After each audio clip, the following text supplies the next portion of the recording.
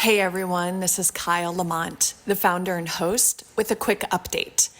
Concert Cast and the production company Good to Go Studios are now part of VEMORii, a platform dedicated to gig tripping and concert culture, made for fans who go the distance.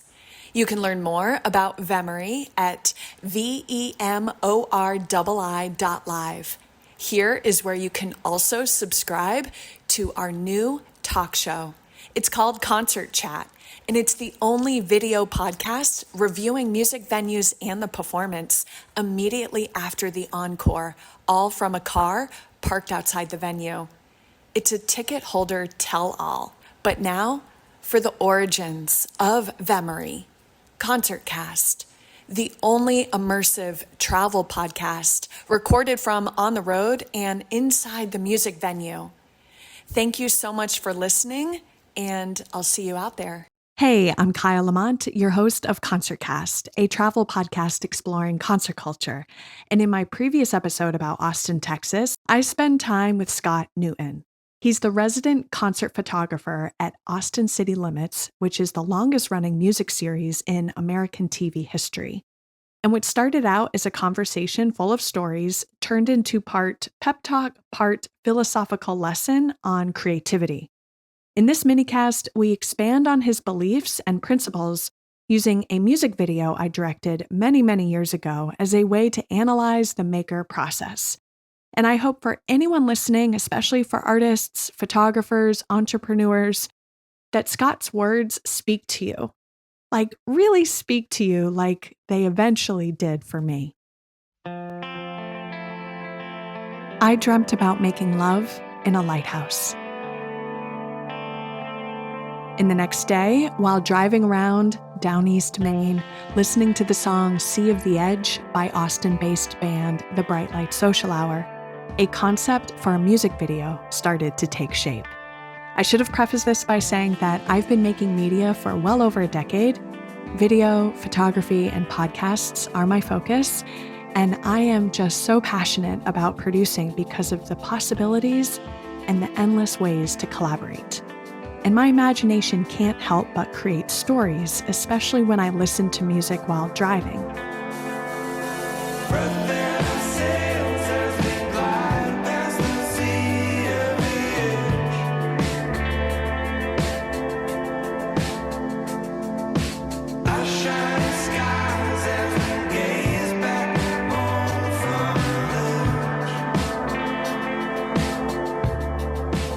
So within a few months, I was directing a romantic short film using the song as a backing track.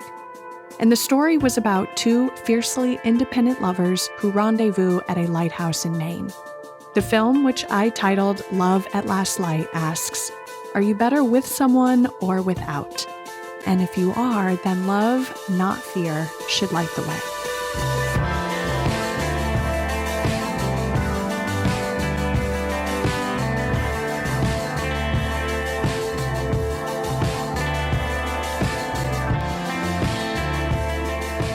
Let's just say the video was very low budget, but what we lost in high-end equipment and having multiple crew members, we made up for in locations and passion and just plain fun.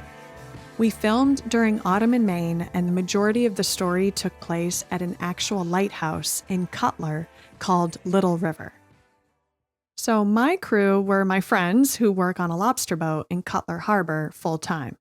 They brought me and my DP out to a remote wharf in fog as dense as pea soup so that we could capture an epic drone scene of our leading female character traveling out to the lighthouse on a skiff.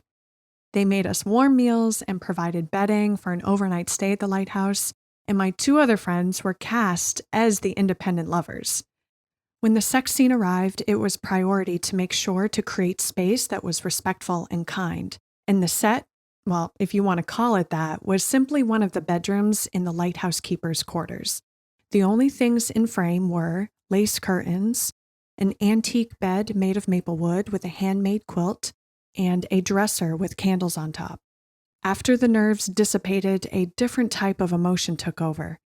Directing my friends to rhythmically move their bodies and to emulate passionate sex while also working with the DP to get certain camera angles was intimate to say the least. But in the radiance of the revolving beacon of light, we all entered a creative channel, and I'd like to think it was art. The filmmaking experience was absolutely incredible and absolutely so much fun. And I still am, to this day, so appreciative to my friends who gave up their time to support my wild idea. But because it was the first time I ever directed a music video, the voyage into my vision was mired in comparison to other people's work and self-doubt.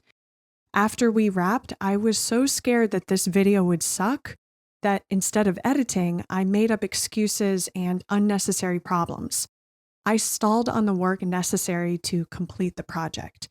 Yet my ambition, like a lighthouse, saw the vision through. And an editor and I bumbled through hours and hours of footage.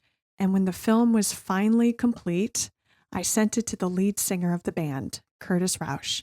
He responded by saying that we captured the vibe and the muted, nostalgic melancholy of the song. And he had their record label grant me rights to share the film on YouTube. With that response, I felt a burst of pride and confidence, so I submitted it to the Austin Music Video Film Festival. When I wasn't accepted, my confidence went up in smoke. I was a failure. My doubts were justified. I took it really personally. Someone said you either get bitter or you get better.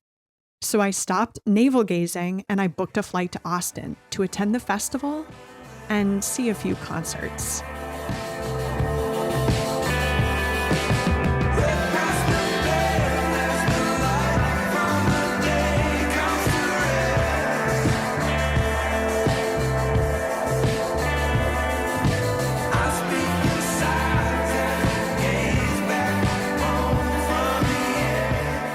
Austin is one of those wonderful places in the country where you've got this creative energy. Meet Scott Newton. He's the concert photographer for Austin City Limits, known as ACL, which is a live music TV show that has been airing for over 40 years. I met Scott after I toured the Moody Theater, the venue where ACL is taped, and also where he has an installation of his performance portraits hung up gallery style. When I'm shooting as a photographer, I'm trying to define the divine, because I feel that they're in the thrall of something that's not them, that's bigger than them. And so my point when I'm shooting is to try to reveal that. You know, a musician, when they're in the thralls of the muse, they're not really conscious of what they're doing. It's just flowing through them. And they'll tell you that. Photographer, too. If I'm really in the flow of the thing, my ego's not involved. I mean, I'm faintly aware that it's me doing these things, but not really. I've just dissolved into consciousness along with the rest of them. All absorbed in the music, all absorbed in the sights of what's around me, especially if I'm busy creating at the same time. So the muse is running through me too. You feel the warmth of the music, and there is this energy circuit right in the middle. It's totally invisible, but everybody can see. When existence conveys to you the underlying invisible essence of the thing, and you push the button at that moment so you can show everybody else, that's what photography is. What are your thoughts on music videos? Well, I think music video is just another form of art. For me, my definition of art is consciousness made tangible in some cohesive forms. So to me, it's a new art form. And most art forms, when they first come out, are their most living. It's in its most nascent beginning form where it has its most vitality. And so until it becomes cheesy, which it already has in a lot of places, but if you can stay just with the original vital energy, you got a vital art form, vital original art form. That sky's the limit. What do you consider cheese? A materialistic, superficial, cheap thrills, sensational. It usually has some kind of sexual aspect that's not particularly. I mean, you can do sex and have it be deep, or you can do sex and have it be the opposite of deep. I'll just leave it there. So usually sensationalistic kind of stuff, cheesy stuff. It'll go for the cheap thrills every time. I am so embarrassed because I think my video might be cheesy. That's for you to judge. No, I can tell by your explanation, my video is cheesy. Well, if it's cheesy, there's people that like cheese, but you know, that's for you to call. I think it's almost like borderline one of those like romance novels. Yeah. Well, a lot of those are cheesy. A little bit of that, Yeah. but with a full-fledged genuineness. While talking with Scott, I was trying to stay present. I really was. But I was incredibly down on myself.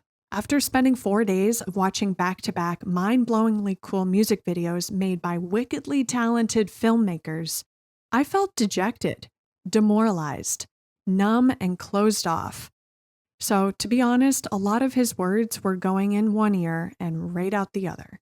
Being in this city has made me exceptionally aware of competition and how creative everyone is. It's a challenging place to be. A lot of smart people here. A lot of people are here because there's other smart people here. If you're young and you want to accomplish something or you want to have fun, this is one of the few places you can go and be guaranteed of that. All you got to do is bring your game. That's all. But yeah, what's your advice to like creatives to stay focused? Yeah, well, what are you going to do about being challenged? You're going to go, oh, it's too hard, and go sit down? No, you're not. You only got one life. Don't compare yourself. And don't ever focus on lack. Don't ever focus on what you're lacking. Focus on what you can accomplish. The lack thing, that's a dead end. It's a blind alley. I can't do this because other people are better. Yeah. Fuck that. You're you're your own person, you're a unique person. I mean, this is all stuff that you've heard from the time you were born. But the fact is, it's true. Just have faith in yourself. He goes on to describe how creativity is a feedback loop, and at times it can be a connection with the divine. The future is a distillation of what we're doing now. If you want to change your future, change your vibration in the now. Become positive as much as you can. Because you put that out, you draw it back. The feelings that you're feeling, the depression you're feeling will often be mirrored in what's going on, what you're drawing to yourself. And there's a unity to that our culture doesn't teach us either. So anyway, you can draw to yourself through your stance, through your understandings, what happens to you. And you get in a rhythm, you get in a pattern where you feel the return. It's not an instant karma, but it's close. You're laying down there, you're doing the right stuff, and you start getting rewarded on the edges. It's never direct. It's almost always on the edges. So you just got to keep working at it. That's, in general, how I would answer your cry for, what the fuck? It's too hard. Too many creative people. I'm not good enough. Yeah, you are. You're good enough. And to Scott, the creative process is like the dialectic theory of history. A thesis, the thing that exists, is opposed by an antithesis, out of which a synthesis is formed, which becomes the new thesis. It's a process that's always occurring. Thesis, antithesis, synthesis. Thesis, and So when you can see that part of the process, then it helps you figure out where you're at in the process. And all this is value. What explicitly has value in every situation, that's for you to discern, you to figure out. But the process works. There's things that you see and you apprehend when you got a camera in your hand, which is a box with a lens, and you're trying to tell truths with that simple tool. And there's all kinds that you can tell. So with you, as you're doing your videos, hey, must be present to win. So even if this one, I haven't seen it, even if this one you think is cheesy, so what? You got something to base off. But you don't know until you get in there and you get your hands on it. As soon as you put your hands on it, you encounter the problems and that you've got to solve. And that's where the skill is. I suppose when I made the film, I was following an idea and my imagination guided me through the process, and I didn't question it. At times when I wasn't worrying about the logistics, I felt part of something outside my comprehension, inside a creative flow, a channel where there was no future or film festivals or failure. I was just happy to be making.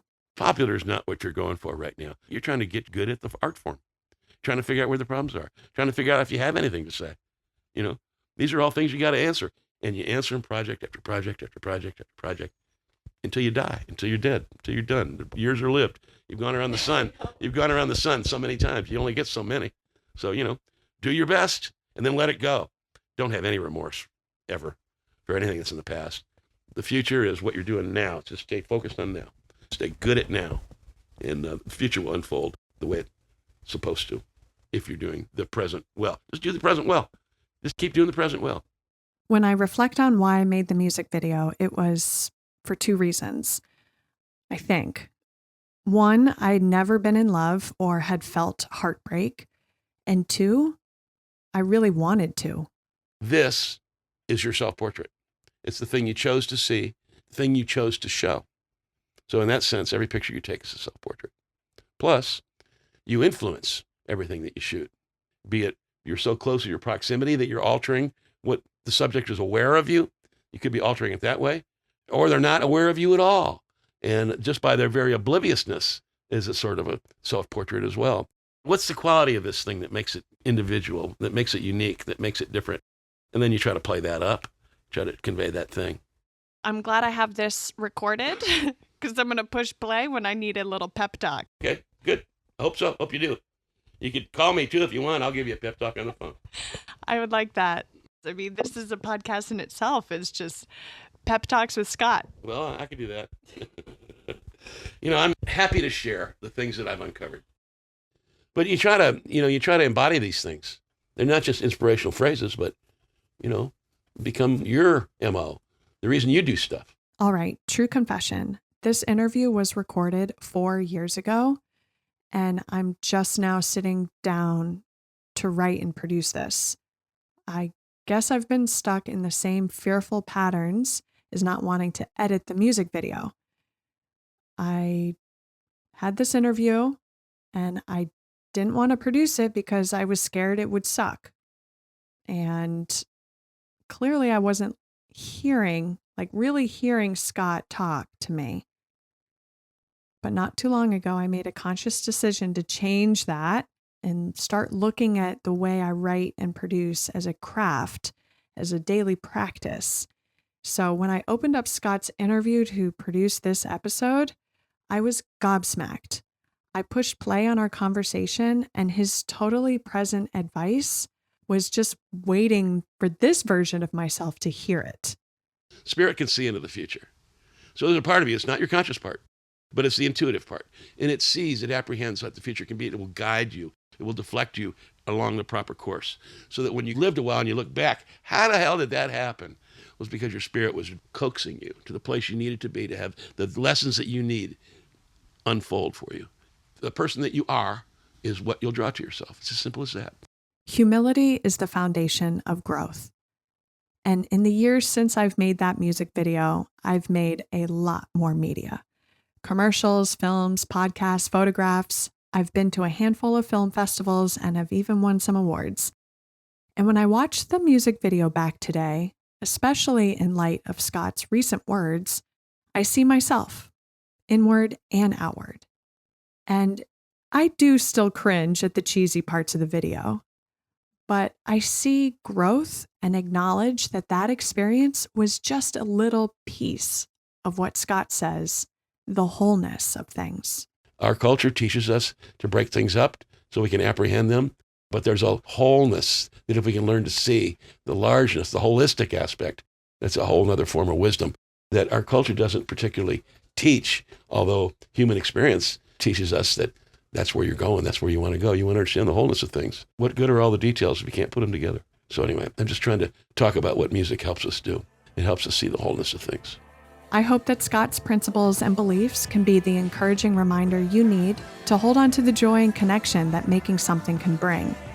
And that just by simply showing up and doing the work in the present, you progress and refine your skills for the future. Sounds like nebulous bullshit, but it really isn't. It works. You get the patterns going, and it starts rewarding you on the edges.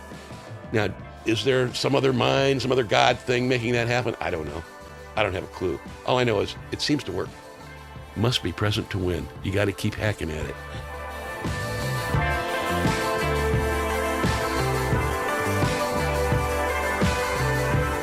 This has been a Good to Go Studios production, written and produced by yours truly, me, Kyle Lamont. Head to concertcast.live to watch the music video and also to listen to more podcast episodes about concert culture. My editor and engineer is Pete McGill. Special thanks to Scott Newton, Heidi Stanton-Drew, The Bright Light Social Hour, my cast and crew of Love at Last Light, French Kiss Records, and thank you for listening.